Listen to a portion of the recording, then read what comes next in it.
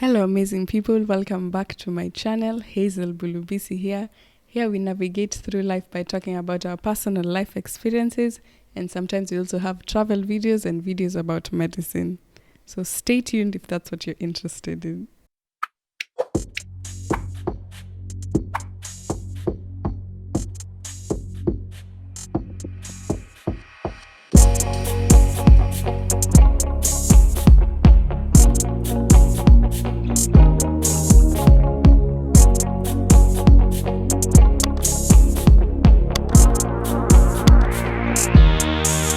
As you can see, I have a really cool intro video which was done by someone named Brian Ongaki. I'm going to leave all his details in the description box. So if you're interested in anything to do with video design or rather video editing, web design or graphic design, reach out to him and he'll definitely do a good job. So today we're going to be talking about self-efficacy and why believing in yourself is important. From my past video, I had talked about imposter syndrome. If you haven't watched that video, I'll leave a link above, so make sure you check it out. I talked about imposter syndrome and what it was, and just discovering what it was and giving examples of how I was also struggling with imposter syndrome in my life. And now today I figured I'd come here to tell you about self-belief and self-efficacy, because I think I'm such an advocate for believing in yourself and saying that it really matters. And at that point when I was shooting the imposter syndrome video, I felt like I had lost all hope and I didn't feel like I was actually going to be able to make it in life at that point. So I came up with some few notes about self-efficacy, which made me learn a few things here and there. And it actually proved to me that there's actually proof that if you believe in yourself, you're more likely to be more productive, or you're more likely to overcome whatever difficulty it is, rather than if you go into it when you're feeling very doubtful. So I shall start by defining self-efficacy and self-belief, and I shall read it here as usual. So self-belief is the belief in one's capabilities to organize and execute the course of action required to manage prospective situations, while self-efficacy is a person's belief in his or her own ability to succeed in a particular situation. And usually we see that most of the times, just think about it, even if you're very confident in doing a task, or if you're very confident in something that you do or something that you know, that there's a high likely chance that the outcome will be very positive, or it will be very good, or you'll succeed in whatever it is. But most of the time, if you go into something with self-doubt or worry, there's a very low chance that we'll succeed in it, or it'll turn out in a way that we are not happy with it, or not so, I don't know, like not as good as we had expected. And I figured by the time I was doing this, imposter syndrome episode or video, I was really down. I'm one person who really advocates for self-belief and all these things. And at that point, I had no belief in myself. Like I was like, I can't do this, I'm going to quit, But I had to sit down and think. I'm always advocating for people. Like even in my Instagram posts, I always post and say, oh, you have to believe in yourself. Believing in yourself makes a difference and all these things. But then at that point, I didn't believe in anything, So that's when I took the time out to just try focus on my studies at that time. And also I took the time out to actually do research and see is there evidence that shows that believing in yourself makes such a big difference. And funny thing, I actually came up with evidence. I didn't know that there was actual evidence backing it up, but I did find, and there is a scientist called Albert Bandura, if I pronounce it correctly, yes. Albert Bandura, who says that this self-efficacy and self-belief things, or rather the self-belief is a determinant that determines how people will think, how people will behave, and how people will feel. And that's why if you really believe in yourself, there's a high chance that you'll be successful compared to someone who doesn't believe in themselves. So let's look at the qualities of a person who has a strong self-efficacy. For someone who has a strong self-efficacy, we see that the person usually develops a deeper interest in whatever they're doing, be it schoolwork, be it work at home, be it a hobby. They're really invested in it and take time to actually learn all the ways and the dynamics of how it works. And when they do this and take this time, they usually form a very strong sense of commitment towards this action, which makes them learn it even more and makes them, I guess, I wouldn't say really perfect, but makes them good at whatever it is. We see that also these people who are considered to be positive or considered to have self-efficacy, usually when they are faced with setbacks or challenges, they're able to overcome them really quickly. They don't let it weigh them down so much. And the last thing that we see, that they view their challenges as tasks that need to be mastered rather than things that are showing them that they are not good enough. So these are the qualities that we need to focus on and qualities that we need to try and have so as to be able to reach a point where we have self-efficacy. So the opposite of these people are people who have these next qualities. And these people are considered to be people with a weak sense of self-efficacy. We'll see that 1, they avoid challenging tasks. 2, they believe that difficult situations are beyond their capabilities. So they feel like if they are faced with something difficult, they'll not be able to overcome it, or they are not strong enough, or, all the negative things. And then they always focus on the personal failings and negative outcomes. So if, as we said before, like for a self-efficacy person who has it, they're very positive. If they're faced with a challenge, they're able to overcome it. But for this other person who is not, they will not be able to face it. They'll always doubt themselves. They'll always think of the negative thing, and they'll always feel like there'll be a negative outcome instead of actually focusing on the positive or focusing on working towards it so as to turn the negative into positive. And the last point is people who have a weak self-efficacy usually lose their confidence really quickly in certain situations or in all situations. So I just want to ask you today, what person are you? What type of person are you? Do you know where you stand in this spectrum? Are you someone with a strong self-efficacy, or are you someone with a weak self-efficacy?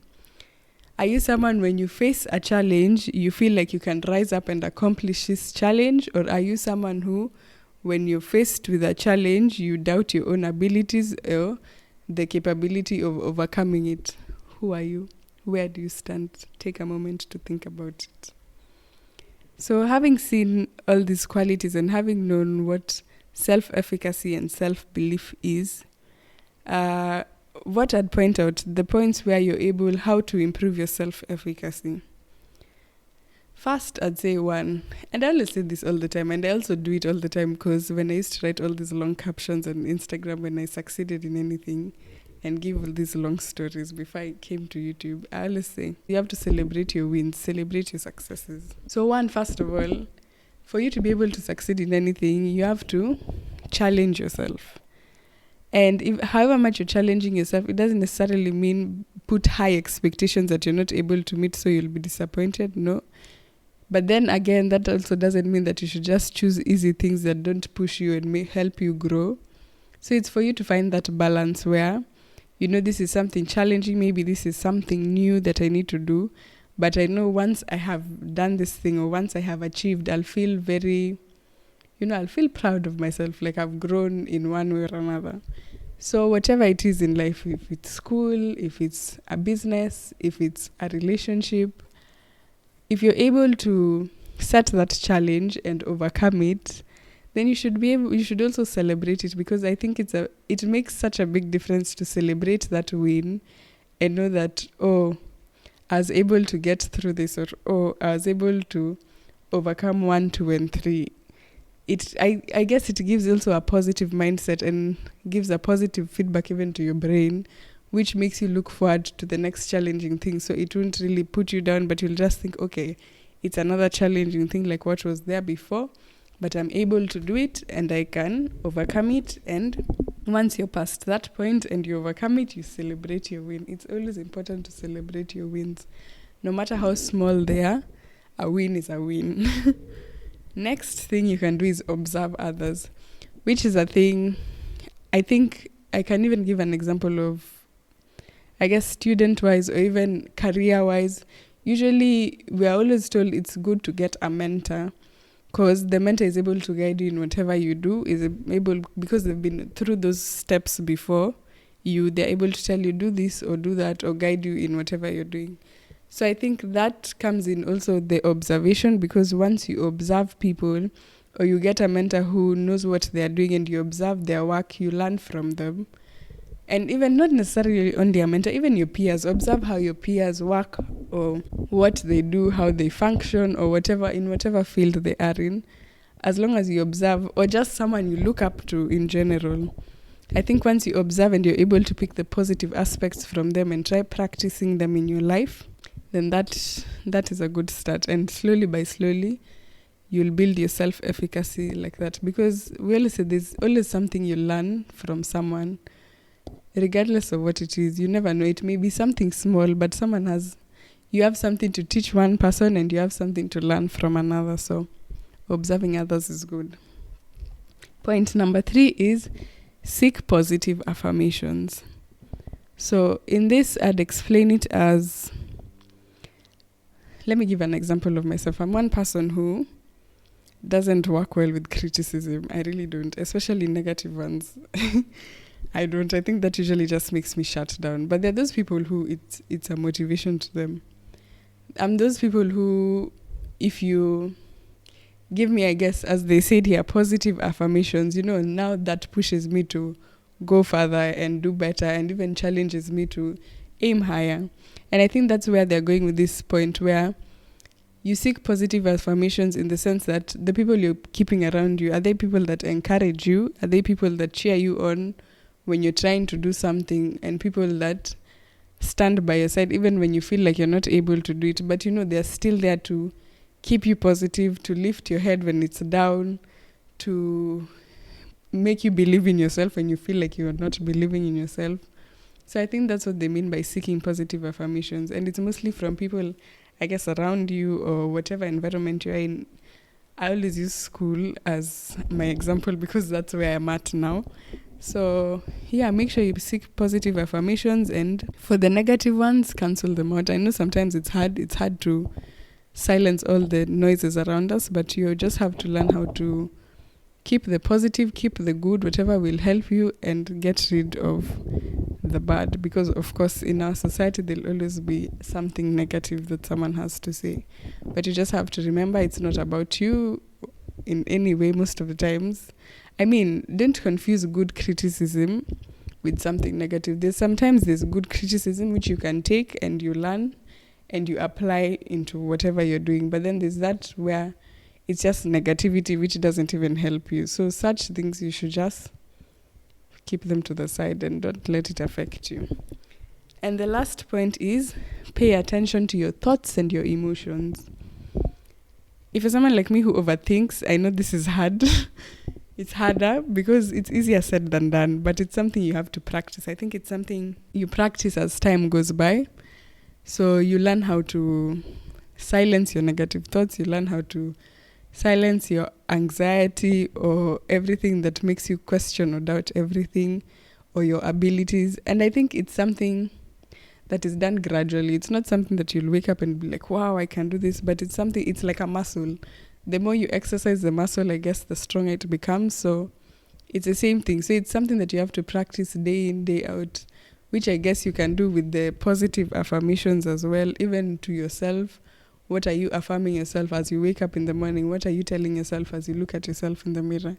And such things. And whenever you have a negative thought, what do you do to get rid of that negative thought? Or you can even try counteract it with a positive thought or something that actually makes sense and is like how do I explain? Usually when you have a negative thought, there's usually a lie and a truth behind it. So to counteract it, you can counteract it with the truth, which something that is true, which helps you get rid of the negative thought. I don't know if I've made sense. I hope I have. I can't really think of an example right now. Anyway, those were the 4 points to improve self-efficacy. Celebrate your success, observe others, seek positive affirmations, and pay attention to your thoughts and emotions. So that's pretty much it. To conclude, all I have to say is that sometimes life will throw at you curveballs that you didn't even see coming, curveballs that you thought you could dodge, and they end up making you fall. And what you have to do is, what matters rather, is what you do about it. Are you going to stay down there just because you fell? And are you going to give up on everything and how far you've come? Or are you going to get up and remember again how far you've come and push on and get to your goal? Of course, we'll always doubt ourselves. We'll always reach a point where we're like, oi, is this really possible? Or am I really as strong as I thought I was? But every time you feel that way, you should just practice these things that I've said before, and hopefully it'll help you come out of that rut. Because I always feel like it's a rut where you just feel, oh my gosh, but as you practice these things and you remind yourself of how strong you are, you remind yourself how self-belief is very important, and you actually believe that you're able to do it, I think it'll make such a big difference. So yeah, I think that's pretty much what I can say. Never forget the power you have. All the power to succeed is within you. It's all about believing in yourself, working towards it. Yes, there's ups and downs. Yes, sometimes it won't be easy, but you have the power within you to do it, and you're able to do it. So yeah, that's all that I have for today. I hope you learned something. And of course, leave down in the comments if you have something to say, if you have anything to add on self-belief or self-efficacy, and just anything in general about life. Feel free to do that. Thank you for watching and have a lovely week. Bye.